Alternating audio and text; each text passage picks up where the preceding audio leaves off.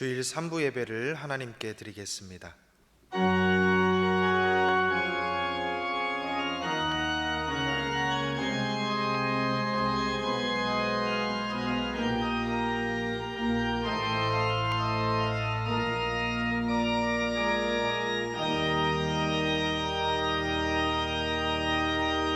하나님 말씀은 에스더 1장 1절에서 8절 말씀입니다. 구약성경 750페이지입니다. 에스더 1장 1절에서 8절 말씀입니다. 제가 봉독하겠습니다. 이 일은 아하수에로 왕 때에 있었던 일이니 아하수에로는 인도로부터 구스까지 127지방을 다스리는 왕이라. 당시에 아하수에로 왕이 수산궁에서 즉위하고 왕위에 있은 지 제3년에 그의 모든 지방관과 신하들을 위하여 잔치를 베푸니 바사와 메대의 장수와 각 지방의 귀족과 지방관들이 다 왕 앞에 있는지라. 왕이 여러 날 곧 180일 동안에 그의 영화로운 나라의 부함과 위엄의 혁혁함을 나타내리라. 이 날이 지남에 왕이 또 도성 수산에 있는 귀천간의 백성을 위하여 왕궁 후원들에서 7일 동안 잔치를 베풀세.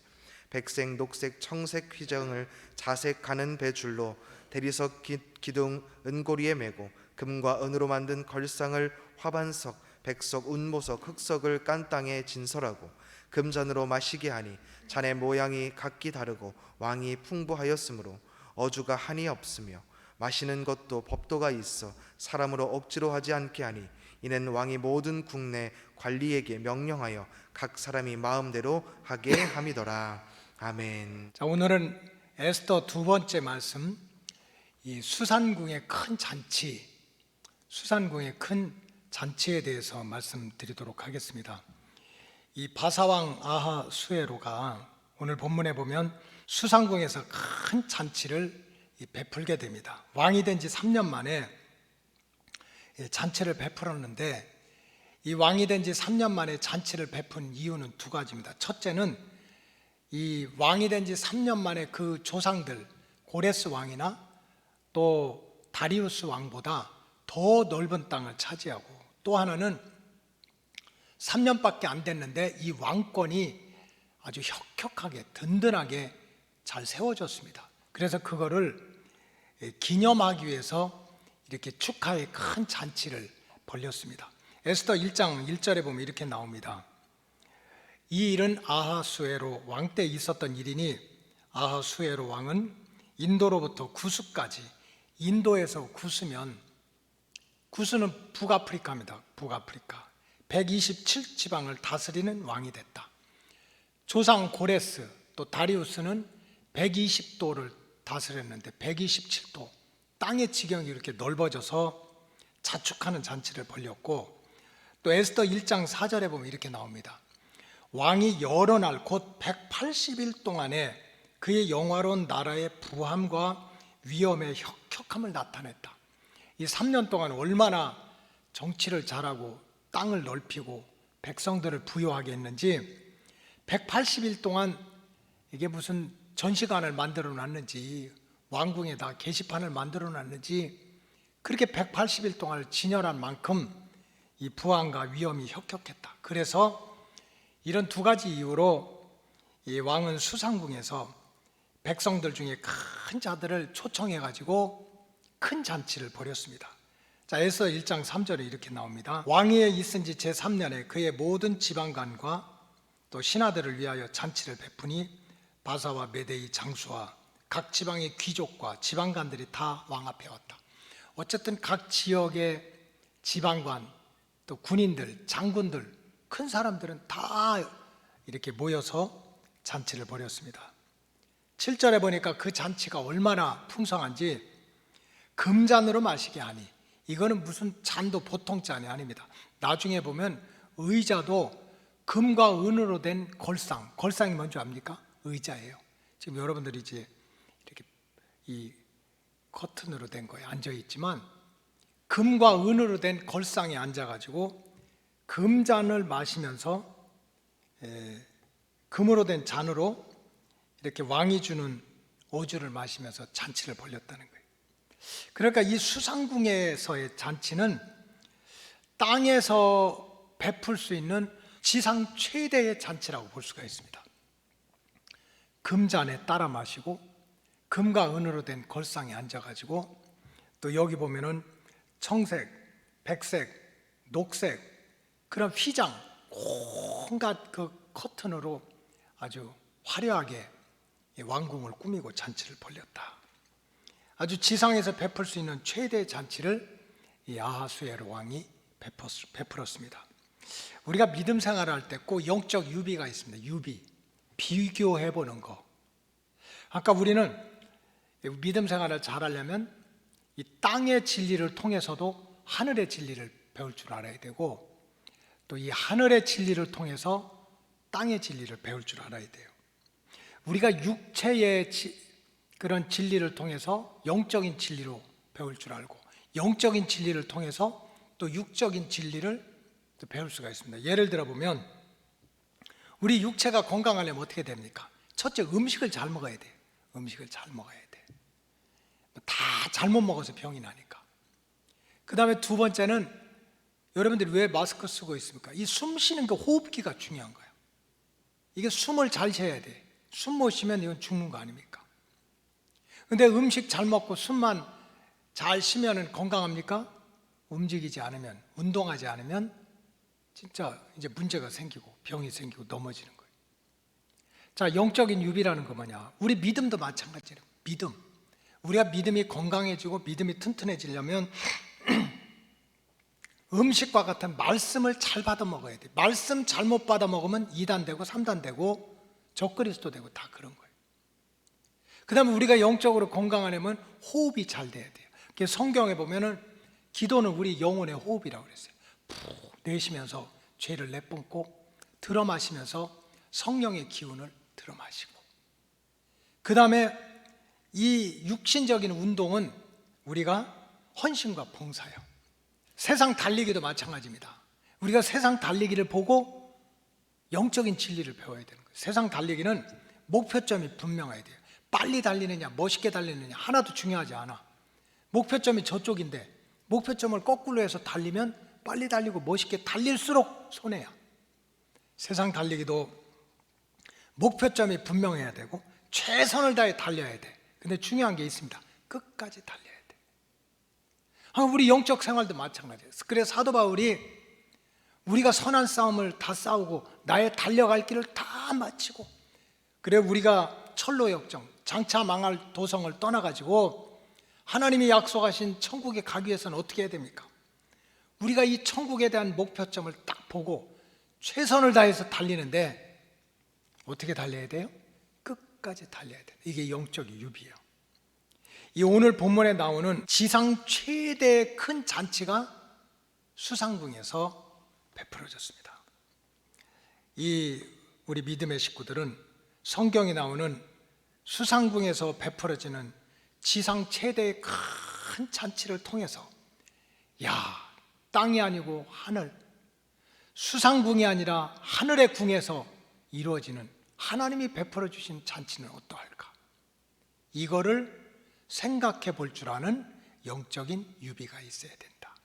그래서 오늘은 우리가 이 수상궁의 큰 잔치를 통해서 하늘궁의 큰 잔치의 진리를 비유로서 우리가 좀 배워보고자 합니다. 그 첫째는, 수상궁의 큰 잔치는 땅의 왕이 베푸는 잔치였지만 하늘궁의 큰 잔치는 땅의 왕이 아닙니다. 세상의 왕이 아니에요.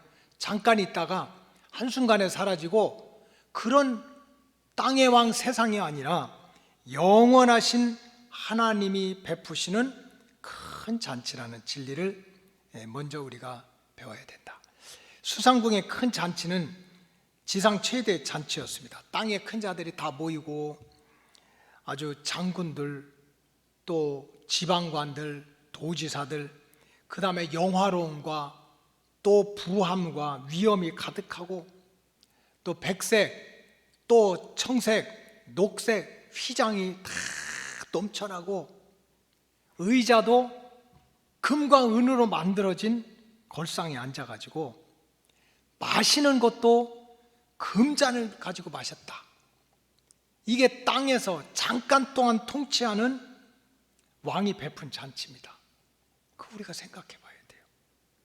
야, 그러면 세상 끝날에 영원하신 하나님, 창조주 하나님, 그분이 베풀어 주시는 하늘궁의 큰 잔치는 얼마나 대단할까? 얼마나 대단할까? 이걸 우리가 생각할 줄 알아야 돼요.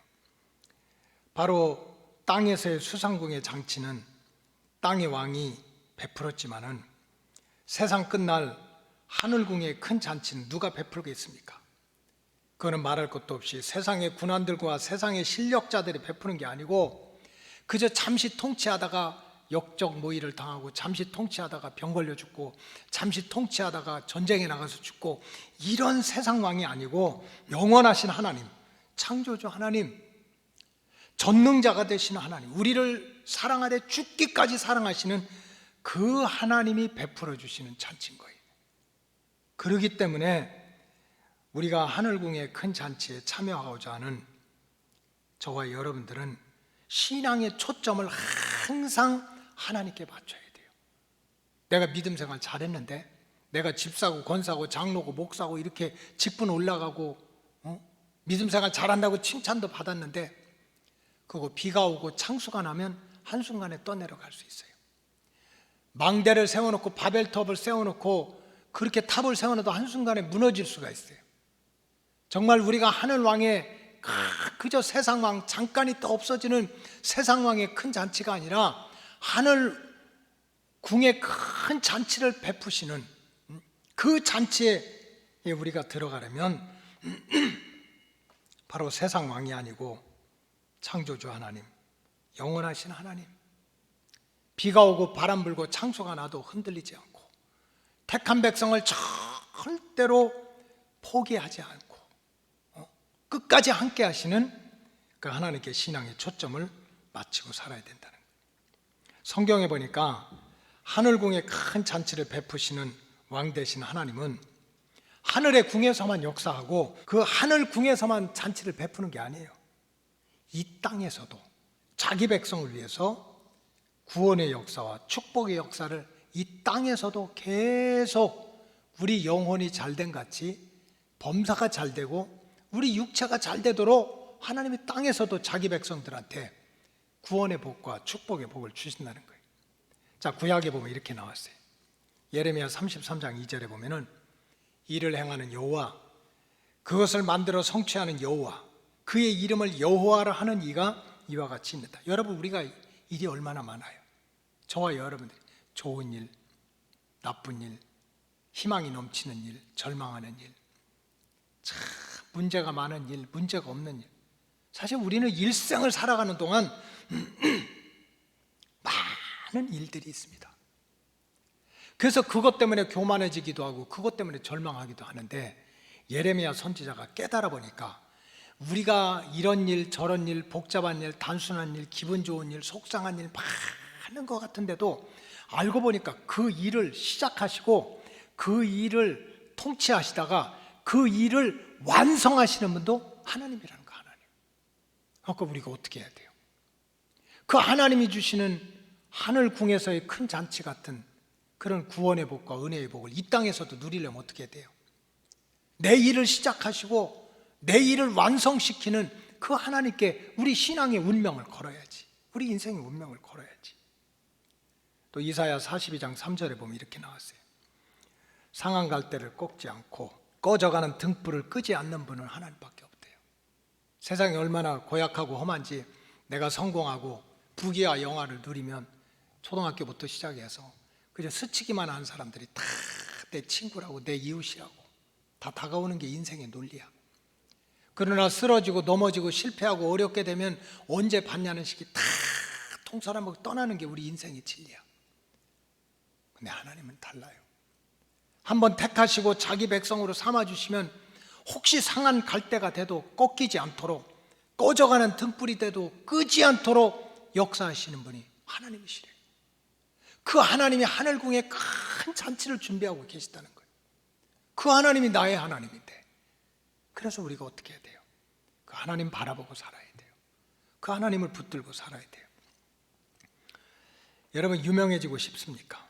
죽지 않고 살고 싶습니까? 징계를 받는 자 같으나 망하지 않고 싶습니까?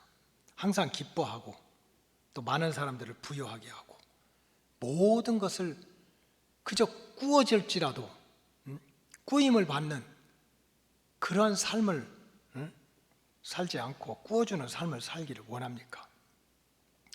그 일을 이루어 주시는 분도 하나님이라는 거예요. 사도 바울은 그걸 그 전에 몰랐어요. 내가 히브리인 중에 히브리인이고 베냐민 집하고 난지 8일 만에 할례를 받고 어릴 때부터 좋은 율법 학교 가서 가말리엘 만나가지고 율법의 박사가 되면 나는 정말 유명한 자가 되고 징계를 받는 자가 되지 않고 기뻐하고 즐거워하고 떵떵거리고 살 줄 알았는데, 그렇게 혈통 자랑하고 학문 자랑하고 자기 열심으로 살았지만 지내놓고 보니까 오호라 공고한 사람이다. 이 사망의 몸에서 누가 나를 건져내랴. 진짜 예수님 못 만나니까, 진짜 예수를 통해 가지고 하나님을 못 만나니까 그렇게 고백을 했어요. 그러나 예수님을 통해서 하나님을 만나니까, 땅의 왕이 아니라 세상 왕을 만나니까 어떻게 고백합니까? 고린도후서 6장 9절에 보니까 무명한 자 같으나 유명한 자요, 죽은 자 같으나 보라 우리가 살아있고 징계를 받는 자 같으나 죽임을 당하지 아니하고, 10절 근심하는 자 같으나 항상 기뻐하고, 가난한 자 같으나 많은 사람을 부유하게 하고, 아무것도 없는 자 같으나 모든 것을 가진 자로다. 그렇게 만들어주시는 분이 누구예요? 하늘의 왕궁에서 그냥 찬양만 받고 계신 분이 아니라 그 아들 예수를 이 땅에 보내가지고 하늘 왕궁의 잔치를 이 땅에서도 체험할 수 있도록 은혜를 베풀어 주시는 하나님께로부터 우리가 이런 은혜를 받을 수가 있어요. 그렇기 때문에 우리 로고스 가족들은 세상은 흔들리고 사람들은 변해요. 비가 오고 창수가 날 수가 있어요. 내 믿음도 내가 지킬 수 없을 때가 많아요. 내 헌신도 한순간의 헌신짝처럼 내가 스스로 버릴 때도 있어요. 그럼에도 불구하고 우리는 왕의 왕 되신 하나님, 그 하나님 바라보고 그 하나님 붙들고 그 하나님 품에서 살아가시기를 주의 이름으로 축복합니다. 그래야 우리가 하늘궁에서 큰 잔치를 베푸시는 그 하나님의 큰 은혜 속에 살아가게 될 줄로 믿습니다. 둘째로, 수상궁의 큰 잔치는 수상궁 안에서만 이루어진 것처럼, 수상궁의 큰 잔치는 수상궁 밖에서 일어난 게 아니에요. 수상궁 안에서만 이루어진 것처럼 하늘궁의 잔치도 하늘궁 안에서만 이루어진다 하는 진리를 배워야 됩니다. 오늘 본문 5절에 보면 수상궁의 큰 잔치가 벌어지고 있는데, 무슨 경치 좋은 산에서 벌어지는 게 아니에요. 사람들이 막 환호하는, 요즘으로 말하면 무슨 콘서트장에서, 예술의 전당에서 무슨 잔치가 벌어지는 게 아니에요. 아니면 사람들이 많이 모였다 시집가고 장가가고 사고 팔고 하는 장터에서 베풀어진 게 아닙니다. 아하수에로 왕이 베푼 그 잔치는 왕궁 안에서, 수산궁전 안에서 베풀어졌어요. 여러분, 마찬가지라는 거예요. 하나님이 베푸시는 하늘궁의 큰 잔치가 어디서 베풀어질까? 이건 세상 권력자들이 있는 왕궁에서, 별 달고 있는 군대에서, 공부 많이 가리키는 학교에서, 사고팔고 많이 하는 시장에서, 사람들이 웃고 즐기는 경기장에서 하늘궁의 잔치가 벌어지는 게 아니라는 거예요. 하나님께서 임재하시고 하나님께서 주인 되시는 주님의 몸된 성전 안에서 하늘궁의 큰 잔치가 벌어질 수 있다는 거예요. 벌어질 수 있어요.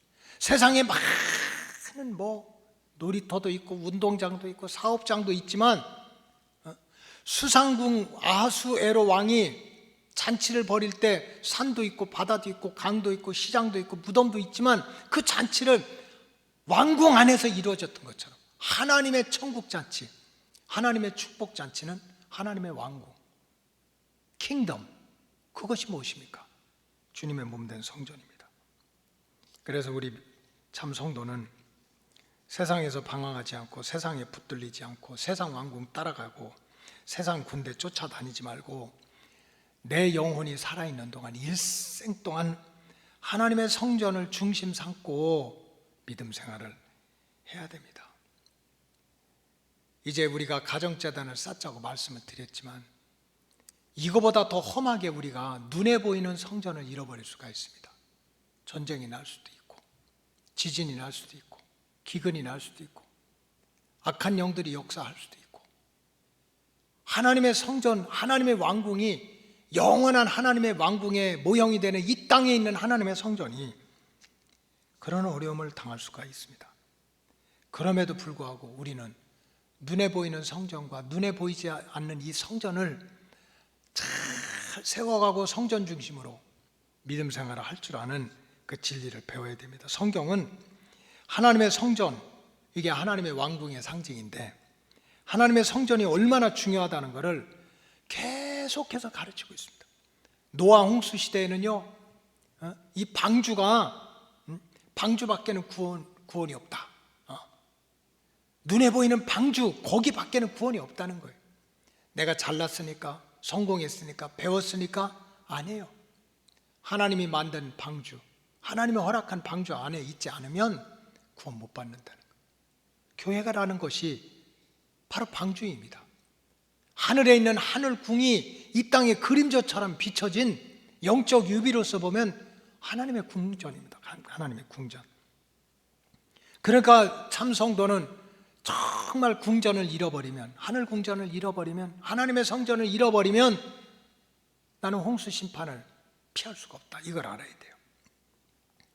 출애굽기의 역사에 보면은 이스라엘 백성들이 얼마나 많은 경험을 했습니까? 애굽에서 그냥 10가지 재앙 가운데 살아나고 막 홍해를 육지같이 건너고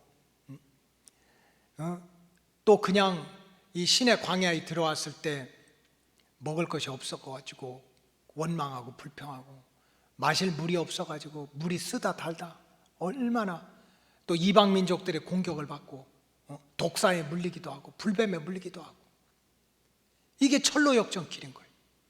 애굽을 떠나서 약속의 땅으로 가는 길이 절대로 평탄하지 않았어요. 장망성, 우리가 장차 망할 이 도성을 떠나가지고 하나님이 약속하신 천국 가는 길이 절대로 쉬운 길이 아닌 거예요. 뱀에 물리기도 하고 들짐승에 물리기도 하고 쓴물을 마시기도 하고 먹을 것 없어서 불평하기도 하고 애굽으로 돌아가자고 불평하기도 하는 거예요. 그럼에도 불구하고 이스라엘 백성들 중에 특별히 택함 받은 자들이 끝까지 젖과 꿀이 흐르는 땅을 들어간 사람들은 누구입니까? 법궤입니다. 법궤. 법궤를 중심으로 해서 절대로 떠나지 않는 사람들. 이스라엘 백성들이 천둥치고 벼락치고 이방인들이 난리치고 독사에 물리고 또는 그냥 쓴물 때문에 고생할 때도 믿음의 백성들, 이스라엘 백성들이 흔들리지 않았던 하나의 자리가 있습니다. 그래서 바로 성막 안에 있는 법궤입니다. 이 성막을 중심으로 동서남북 12지파가 자리를 잡고 자기들 마음대로 움직이지 않은 거예요. 법궤가 움직이면 이스라엘도 움직이고 법궤가 쓰면 이스라엘도 쓰고 법궤가 돌아가면 이스라엘 백성들도 돌아갔습니다. 법궤가 뭡니까? 하나님의 성전입니다. 하나님의 성전이 뭡니까? 영적으로 말하면 하늘의 궁전인 거예요. 여러분, 우리가 이 땅에서 육신을 가지고 살아가다 보면 배고픈 일도 생길 거예요. 만나와 메추라기가 떨어지는 일도 생길 거예요. 내가 고생하고 땅을 파서 물을 마셔보니 이건 단물이 아니라 쓴물일 수도 있고 원망하다가 불평하다가 불뱀에 물릴 수도 있어요. 생각지도 못했는데 이방 민족의 공격을 받을 수도 있어요. 그런 가운데도 우리가 이 장차 망할 도성을 떠나가지고 영원한 하늘의 왕궁에 들어가기 위해서는 어떻게 해야 됩니까? 사람 따라가서는 안 돼요. 세상 따라가서는 안 돼요. 하나님의 법궤, 하나님의 성전을 중심 삼고 하나님이 임재하시고 하나님의 은혜가 내려오는 성전에서 은혜 받고 항상 성전을 중심으로 살아가는 믿음 생활을 하면 하늘궁의 잔치, 큰 잔치에 참여할 수 있는 은혜를 하나님 우리에게 보증해 주실 줄로 믿습니다. 마지막으로 수상궁의 큰 잔치는 초청받은 자만이 들어갈 수 있었던 것처럼 하늘 왕궁의 큰 잔치도 아무나 못 들어갑니다. 초청받은 사람들만 들어갈 수 있다는 진리를 배워야 됩니다. 내가 훌륭한데 들어가고 내가 의롭다고 들어가고 사람들이 알아준다고 들어가고 무시한다고 불쌍해서 들어가는 게 아닙니다. 하늘 궁의 큰 잔치는 오직 초청된 자만이 들어간다. 특별히 이 하늘 궁은 내가 만드는 게 아니라 하나님께서 만드는 것이다. 내가 들어가는 것이 아니라 하나님이 들어오라고 초청을 해야 들어올 수 있다. 오늘 본문이 바로 그런 영적 진리를 보여주는 것입니다. 수상궁에서의 잔치는 정말 대단한 잔치였습니다. 고관 대작이 다 모이는 잔치였습니다. 장수들과 또 귀족들과 지방장관 등 사람들이 다 참석했습니다. 정말 세상에서 그때 당시에 유명했던 사람들 다 왔습니다. 왜 왔습니까? 유명해서 힘이 있어서 많이 배워서 장군이라 도지사라 온 게 아닙니다. 똑같은 공통점이 있습니다. 초청을 받았기 때문에 온 것입니다. 왕에게 초청을 받았기 때문에 온 거예요. 영원한 하늘 궁의 큰 잔치에 참여하는 것도 마찬가지입니다. 땅의 성공자라고 다 들어가는 것도 아니고 실패자라고 불쌍해서 들어가는 것도 아닙니다. 초청받은 자만이 들어갈 수 있는 특권입니다. 부름받고 택함받은 자만이 들어갈 수가 있습니다. 사도 바울은 이 진리를 에베소서와 로마서에서 반복적으로 보여주고 있습니다. 에베소서 1장 4절에 보면 이렇게 나옵니다. 창세전에 그리스도 안에서 우리를 택했다. 우리가 생각하지 못, 나는 내가 믿음 생활 잘하고 뭐 엄마 뱃속에서부터 다니고 내가 주일학교 때부터 교회 가기로 작정해. 아니에요. 내가 태어나기도 전부터 하나님이 이 시대, 이 때를 위해서 또 이때 하늘 왕궁에서 이 복을 받기 위해서 창세전부터 하나님 우리를 택했다는 거예요. 초청한 거죠. 부르신 거지. 5절에 보니까 그 기쁘신 뜻대로 우리를 예정하사 예수 그리스도로 말미암아 자기 아들들이 됐다. 기쁜 마음으로 내 아들을 삼아야 되겠다. 기쁜 마음으로 예수를 통해서 내 딸을 삼아야 되겠다. 여러분 기뻐하세요. 하나님이 우리를 아들 삼고 하나님 우리를 딸 삼는다는 것을 너무너무 기뻐하신다는 거예요. 너무너무 기뻐하신다. 그리고 11절에 보니까 이렇게 얘기했어요. 모든 일을 그의 뜻의 결정대로 일하시는 이의 계획을 따라 우리가 예정을 입어 그 안에서 기업이 되게 했다. 기업은 축복을 뜻해요. 사업이에요. 사업. 요즘으로 말하면 비즈니스야. 하나님이 우리를 아들 삼고 하나님 우리를 딸 삼은 이유가 우리를 괴롭히고 종살이 시키고 율법 지키면 상 주고 못 지키면 벌 주고 해가지고 우리를 그냥 꼼짝 못하게 만들려고 하는 게 아니고 바로 우리를 기쁜 모습으로 나도 모르는 순간에 나를 부르고 나를 초청하고 나를 택한 이유는 하나님이 가지고 있는 그 복을 그 자녀들에게 기쁨으로 베풀기 위해서, 기쁨으로 베풀기 위해서. 그래서 우리를 초청했다는 거예요. 결론적으로 말씀드리면 우리가 하나님의 자녀가 되고 또 하늘 궁의 큰 잔치에 참여할 수 있는 것은 우리가 택한 것이 아니고 아버지께서 먼저 부르시고 우리가 들어가겠다고 막 야단을 한 것이 아니라 하나님께서 우리를 초청하셨기 때문에 하늘궁의 잔치에 들어갈 수 있는 그 은혜가 우리에게 임한 거예요. 그래서 요한복음 15장 16절에 보면 이렇게 나와 있습니다. 너희가 나를 택한 것이 아니라는 거야. 너희가 나를 택한 것이 아니요 내가 너희를 택하여 세웠나니 이는 너희로 가서 열매를 맺게 하고 또 너희 열매가 항상 있게 하여 내 이름으로 아버지께 무엇을 구하든지 다 받게 하려고 한다. 할렐루야. 하나님 우리 택한 거예요.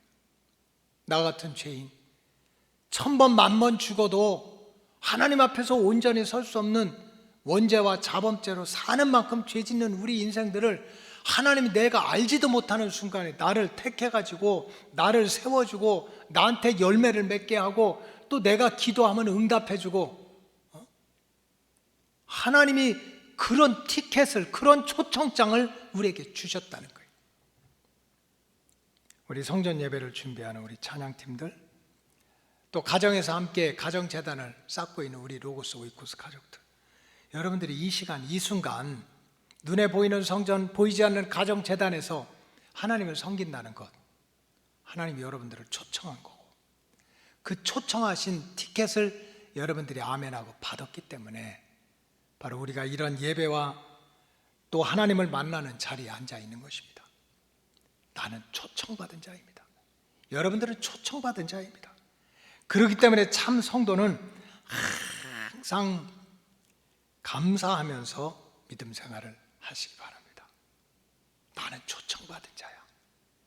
그저 세상 왕이 잠깐 잔치잔치 벌리다가 역정모의 당하고 전쟁 나고 궁이 불타고 그래서 그냥 그 아수라장이 되는 그런 세상 잔치가 아니고 하늘의 왕궁, 영원하신 그 왕궁에 주인 되신 하나님께서 나를 초청한, 나는 초청받은 자야.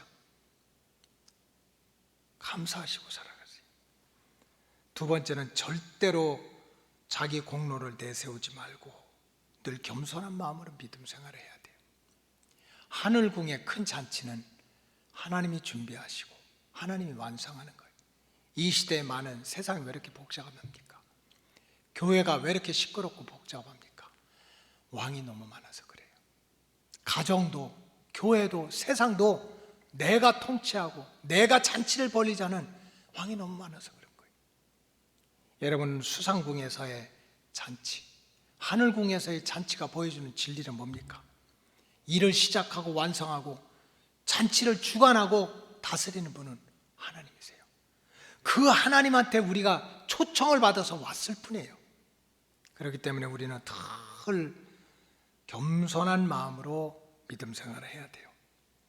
그리고 마지막으로는 절대로 세상 일이나 육신 일에 대해서 절망한다든지 낙심한다든지 원망한다든지 이런 걸 하지 말아야 돼. 왜? 그러면 마귀가 춤출 거예요.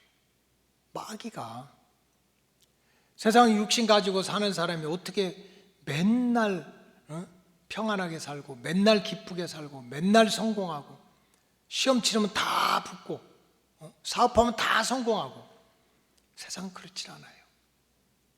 어둠의 세력이 공중의 권세 잡은 자가 세상을 지키기 때문에 그렇지 않은 거예요. 그럼에도 불구하고 택함받은 자들은 절대로 낙심하거나 원망하거나 불평하지 말아야 돼요. 왜? 우리는 아예 구원받기로 작정된 자입니다. 이 무슨 수상궁이 아니라 하늘궁의 큰 잔치, 잠깐이 아니라 영원한 잔치에 이미 하나님께로부터 초청을 받은 자예요. 초청을 받은 자. 우리를 낙심하고 우리를 절망하게 만들고 우리를 원망하게 하고 우리를 불평하게 하는 것은 마귀의 뜻입니다. 그렇기 때문에 그럴 때마다 예수 이름으로 물리치시고 오히려 감사하고 오히려 받은 은혜 기뻐하고 하나님을 바라보는 믿음으로 승리하시길 주의 이름으로 축복합니다. 왜 그렇습니까? 우리는 초청받은 자이기 때문입니다.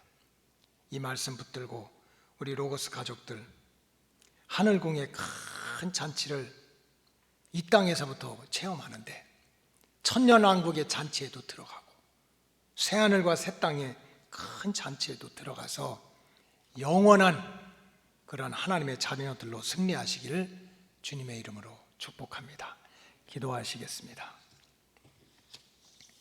하나님 감사합니다. 수상궁에서의 큰 잔치가 세상 왕이고 일시적인 왕이고 며칠만 7일 동안만 베풀어 주던 잔치였는데도 세상에서 볼 수 없는 그렇게 화려한 잔치였습니다.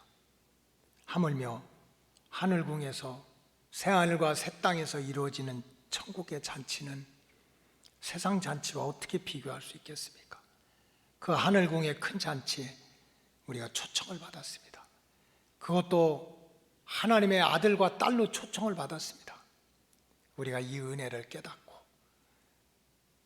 천국 잔치를 베풀어 주시고 하늘궁으로 우리를 초청하신 그 하나님께 우리의 신앙의 초점을 맞추고 우리의 신앙의 운명을 걸고 마음과 뜻과 정성을 다해서 하나님을 잘 섬기면서 믿음 생활하도록 복을 내려 주시옵소서.